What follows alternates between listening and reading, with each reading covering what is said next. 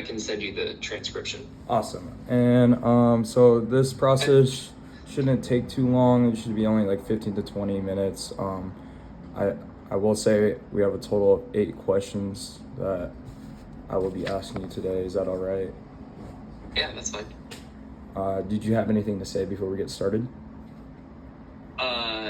This is an illegal thing, right? Like, you're not going to hold me and like on a jury No. stand, or Nope. not on a jury, but in front of a judge, right?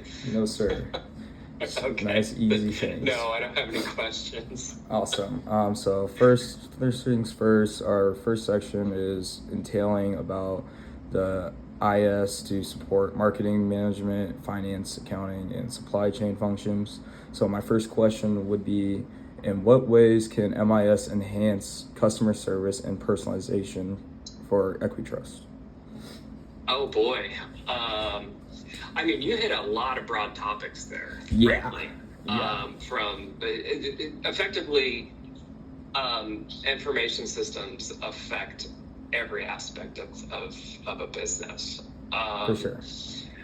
And I think about information systems in a light of technology is really cool. Yep.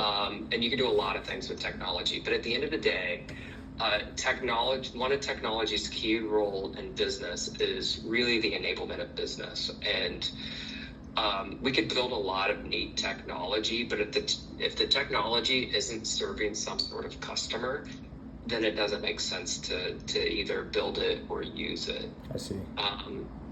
And so every aspect of our business, and of, I would say, every business today, has some function of IS. Like, if you want to go specifically into marketing or sales, I mean, we have websites, we have electronic applications that allow an agent to be able to create a digital application versus paper.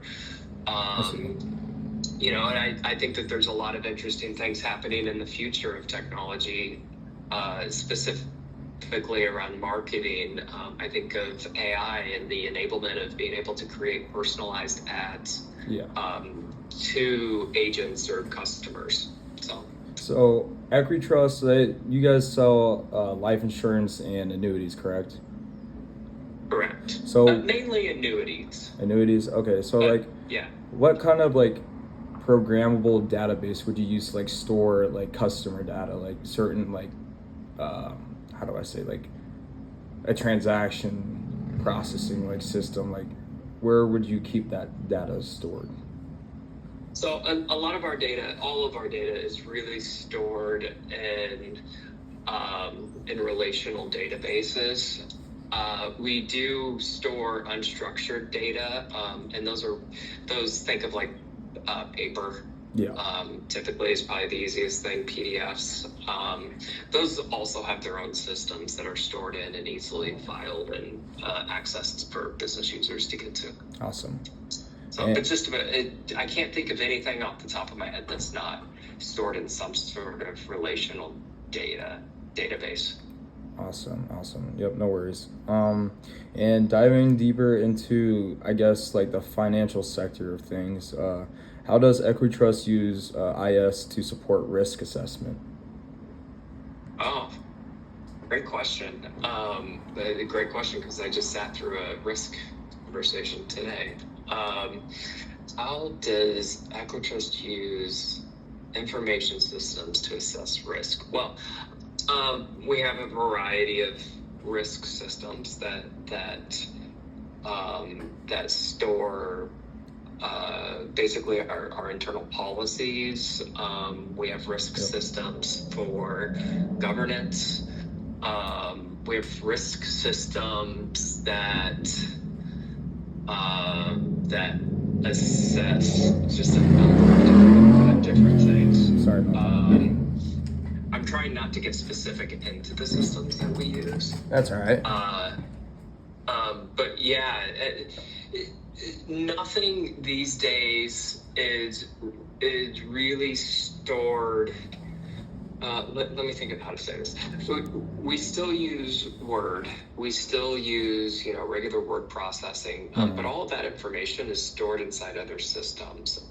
And those other systems help us maintain and watch our risk, whether it's an IT risk or a business risk or a policy. These systems have tracking in them. A great example is if we are looking at IT security risk. Yep. We have our IT security policies and systems that are tied to our policy, but then also tied to some of our external systems to ensure that we're doing our due diligence, we're following up with external companies that they're doing their due diligence from a security perspective, for instance, ensuring that they're keeping their SOC 2 up to date, and that we have those certs saved in our system. So we have a variety of systems that do all of this. For sure. And go ahead. So it's like one person's job or a couple people's job, but it's really driven by the IS. Yeah, and by the information system. That's actually perfect because we've learned a lot about like cross-functional operations with between departments. So as an actuary major, I know that deals with a lot of the risk assessment. So do you guys have a actuary department that works with the finance department that works together to assess those type of risks? Yeah, absolutely. And in fact, that's I had an IT risk meeting today, and it was actually with our actuary department, just assessing, going over what we would categorize as IT risk, and what's the likelihood and the severity of the impacts of what that risk for sure could be if something were to happen. Yep. Alrighty, and to tie up the first section, my last question of the section would be: which sector of the business department, marketing, management, accounting, etc., is the most difficult to accommodate in terms of IT? Pretty subjective question, but yeah, but how so? Is one department that has a lot more data infrastructure compared to a different department? Is there one department that entails more IT support to try to get things running smoother or such? Gotcha. Yeah. So most of our departments just have different needs. And because of those different needs, they all have a variety of technology. So let me give you some instances here. Alrighty. Let's start with actuaries. Yeah. Actuaries love spreadsheets. But actuaries, our actuaries have a little bit of Python knowledge. They're able to do a little bit of development work in Python. They have systems that are running calculations and modeling systems that are very machine heavy. And actually, some of these systems you wouldn't want to put into the cloud because the cost would be enormous. Yeah. And so running some of those things on-prem makes sense. So they have a different need versus, say, our policy administration team, which would handle our call center, and they have we have voice recognition systems, we have call recording systems. They have to have access to our policy administration system so they can look up policy information. And so they have a whole separate set of needs. From a support perspective, they're higher on the support side. I see.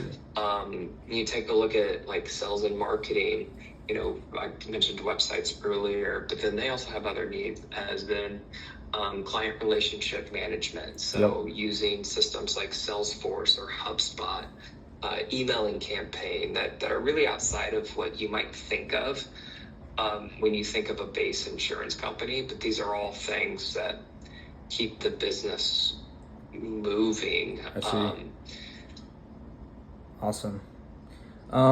Moving on to the second section, the role of cross-functional IS applications within equitrust. My first question for this one I mean, you already stated on it earlier, but I guess we can get a little more specific. But has equitrust implemented any forms of AI into the IS system or ISs?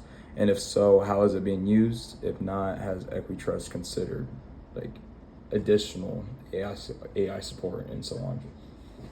Yes and yes to both of those.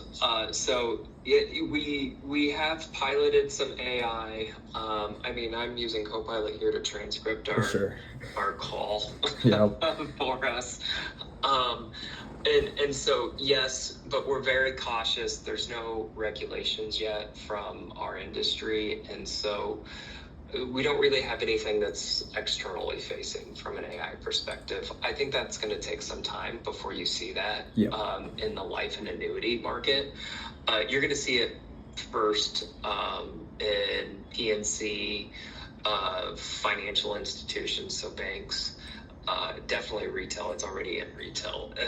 So you're going to see it in other industries before life and annuities. We're typically 20 years behind. On technology or on emerging technology. I have a use case for just about every department on how we could utilize AI. But we're not utilizing AI in every department. We have a very small internal use case. So more of like in a testing phase. I would say more of proof of concept phase or pilot phase. Like you could see this go into what we're currently doing. So we have an internal chatbot we've been training. We could end up seeing it and productionize at some point. There's value there, but I see more value in other areas of AI in our industry. For sure. And final question for this section. So we really touched on the topic of cross-functional departments, but like, how important is it for these departments to work like congruently in order for equitrust to operate efficiently? Oh, it's critical. And I think you mean cross-functional as in like IT working with marketing. Yes. Yeah, it's critical. I think you can directly tie the success of an organization with their partnership with their AI, their IT partners. I think IT is a business enabler. It's kind of how I led, and I think that's really key to business. I don't think you can run a business today without having great technology partners. For sure. That's very insightful. And so I have 3 questions left, and the first one... Go ahead. Can I put you on hold for just a second, and then we'll get to your 3 questions? Yep. No worries. Sorry. All good. Thank you.